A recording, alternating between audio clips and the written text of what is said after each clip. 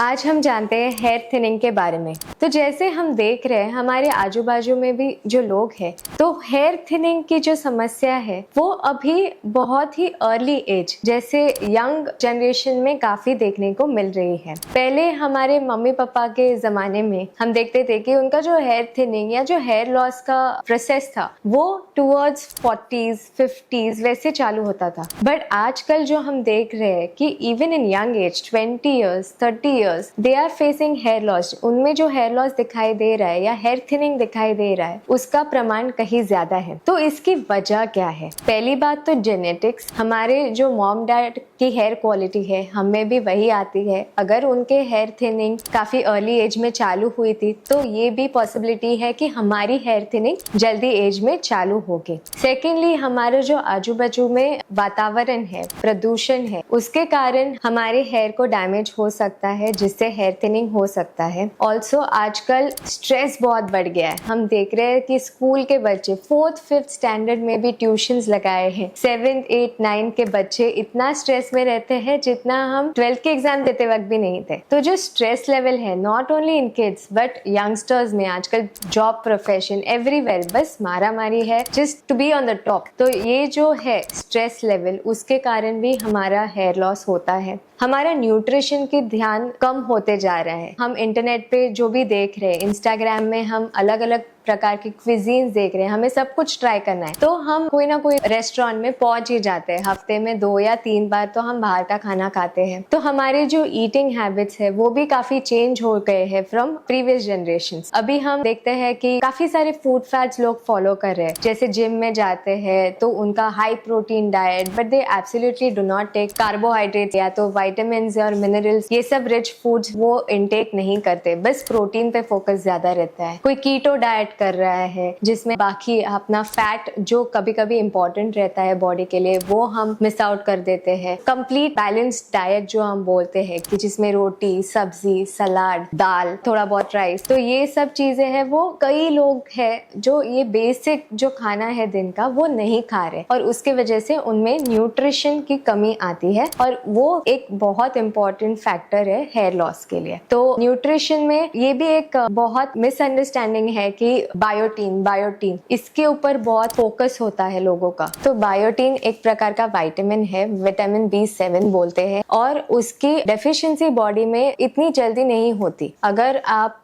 काफी long term के लिए कोई मेडिसिन ले रहे हैं, जैसे कि एंटीबायोटिक्स ले रहे हैं या किसी को आकड़ी आती है तो उसका मेडिसिन चल रहा है, या एक्ने ट्रीटमेंट के लिए आइसोट्रेटिनोइन, ऐसी सारी दवाइयां चल रही है, तो हमारी बॉडी में थोड़े हद तक बायोटीन डेफिशिएंसी हो सकती है और तभी ये बायोटीन सप्लीमेंट्स काम करेंगे। उसके अलावा नॉर्मल पीपल में जिनको बायोटीन डेफिशिएंसी नहीं है उनमें बायोटीन सप्लीमेंट्स की जरूरत नहीं पड़ती, बट जिनमें बायोटीन कम है उनको ही वो बायोटीन टैबलेट्स हेल्प करने वाले हैं। तो nutrition is not only biotin और नॉट ओनली प्रोटीन। हमारे हेयर की न्यूट्रिशन के लिए हमें कई सारे मिनरल्स, आयरन, सेलेनियम, विटामिन्स की जरूरत होती है, प्रोटीन्स की जरूरत होती है। तो ये सारी चीजें भी आपको फूड में इनकॉर्पोरेट करनी है। थर्डली, हमारा हेयर लॉस होता है अगर हमें कोई मेडिकल कंडीशंस है, जैसे थायराइड प्रॉब्लम काफी लोगों में रहता है या एनी अदर मेडिकल डिजीज, तो उससे हमें हेयर फॉल या हेयर थिनिंग होने का चांसेस रहता है। अगर आप कोई मेडिसिन ले रहे हैं फॉर लॉन्ग टर्म तो उससे हेयर थिनिंग होने का चांस रहता है। और एक इम्पॉर्टेंट बात जो है फीमेल्स में मोस्ट कॉमनली कि हार्मोनल प्रॉब्लम्स, जिसको हम PCOS और PCOD, पॉलीसिस्टिक ओवेरियन डिजीज और पॉलीसिस्टिक ओवेरियन सिंड्रोम, ये टर्म काफी लोगों ने सुना होगा इसके बारे में। तो इसके साइंस एंड सिम्टम्स क्या है? हम जब भी कोई लड़की को पूछते हैं कि आपका पीरियड्स कैसा है, अगर पीरियड्स इरेगुलर है, महीना टाइम टू टाइम नहीं आ रहा है, या तो उनको फेस पे बहुत ज्यादा एक्ने आ रहा है, या तो फेशियल हेयर्स बढ़ रहा है उनका और हेयर थिनिंग हो रहा है, तो ये सारी चीजें हमें पॉइंट करती है towards hormonal imbalance in the body. तो ये भी एक कारण है हमारे हेयर फॉल का जिसे हम नजरअंदाज नहीं कर सकते। और एक चीज जो कॉमनली लोग कर रहे हैं फिलहाल is lot of hair treatments,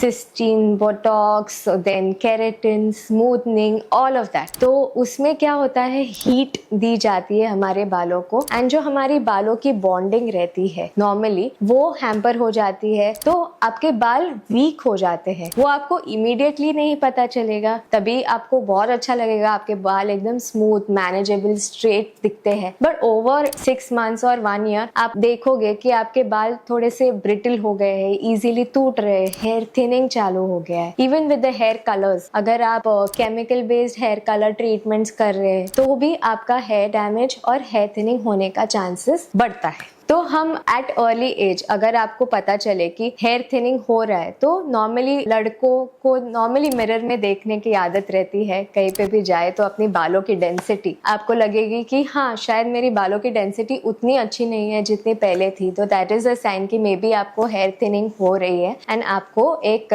doctor consultation कर लेना चाहिए। Even in females, as you can see the ponytails when they wear, वो अगर धीरे धीरे आपको लग रहा है कि उसका साइज कम हो रहा है, या तो फीमेल्स में नॉर्मली जब सेंट्रल पार्टीशन किया जाता है, जो सेंट्रल पार्टीशन वाइडनिंग बोलते हैं, हम सेंटर से थोड़ा गैप ज्यादा दिखने लगता है, या बालों के बीच में क्रिसमस ट्री पैटर्न जैसा बाल दिखने लगते हैं, तो उसको हम हेयर थिनिंग पकड़ के चले और उसको हम डॉक्टर कंसल्टेशन उसके लिए जरूर करें। तो बेसिक चीजें जो हमारे हाथ में है, फर्स्ट एंड फॉरमोस्ट, आप जब भी हेयर शैम्पू करते हैं, मैंने बहुत बार सुना है कि हेयर कंडीशनर यूज नहीं करते, तो आप जब भी शैम्पू करते हैं आपका जो हेयर का एक कोटिंग रहता है वो थोड़ा सा रफल हो जाता है, तो उसको सही करने के लिए और उसका ब्रिटलनेस मतलब जो ब्रेकेबिलिटी है वो कम करने के लिए हमें हेयर कंडीशनर यूज करना जरूरी होता है। तो आप जब भी शैम्पू आपका करके हो गया, then apply a hair conditioner. Hair conditioner आपको स्ट्रैंड्स पे लगाना है, आपको स्कैल्प पे नहीं लगाना है, only on the hair strands. आपको 3 to 4 मिनट्स अच्छे से उसको रखना है एंड फिर वॉश करना है, तो उससे आपका ब्रेकेबिलिटी या डैमेज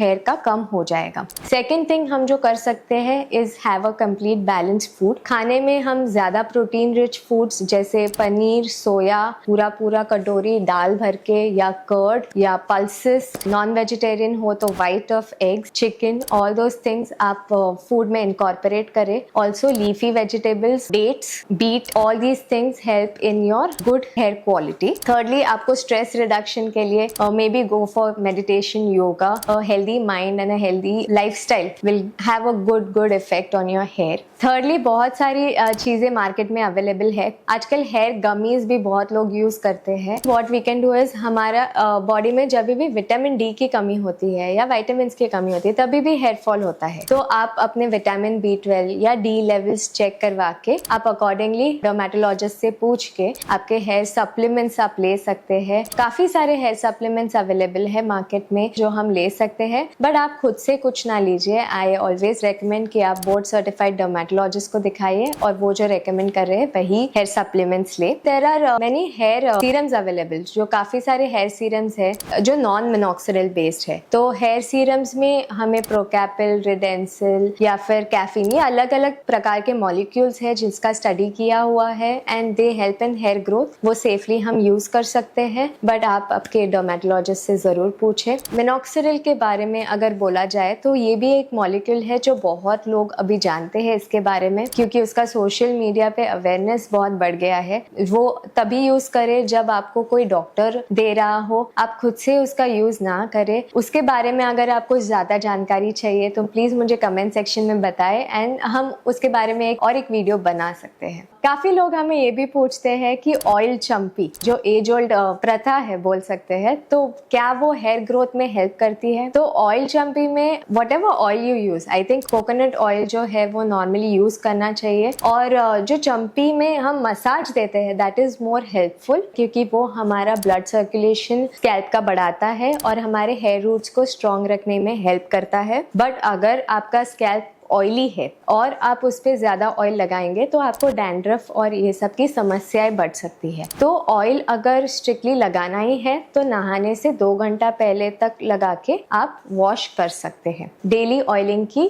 कोई जरूरत नहीं है। सो हेल्दी हेयर के लिए हमें ज्यादा मेहनत नहीं करनी है, अच्छा खाना खाना है, स्ट्रेस कम से कम रखना है बॉडी में, हमें हमारी इन्वेस्टिगेशंस करनी है। अगर थायराइड प्रॉब्लम या इत्यादि कोई प्रॉब्लम्स है तो हमें डॉक्टर से कनेक्ट करना है। अगर हार्मोनल प्रॉब्लम्स हमें दिख रही है, हमारे पीरियड्स रेगुलर नहीं है, तो हमें तुरंत हमारे डॉक्टर के पास जाना है। अगर हम बेसिक चीजें हमारी रूटीन में इनकॉर्पोरेट करेंगे तो हमारा हेयर हेल्दी रहेंगे। ऑल्सो अगर हेयर फॉल बढ़ता रहे, हेयर थिनिंग बढ़ती रहे, तो आगे बहुत सारी एडवांस ट्रीटमेंट्स आती है, जैसे कि platelet rich plasma, there is micro needling for hair, hair transplantation, exosomes for hair, बहुत सारी चीजें हैं। पर हमें अगर उस लेवल तक नहीं पहुंचना है तो हमें अर्ली आइडेंटिफाई करना है हमारा hair thinning and causes for hair thinning. आजकल कई सारे लोग स्मोकिंग करते हैं, वेदर इट बी फीमेल्स या मेल्स, दोनों इक्वली स्मोकिंग की तरफ बढ़ रहे हैं and that is hampering our hair. और स्मोकिंग की वजह से हमारे जो ब्लड वेसल्स है सर में,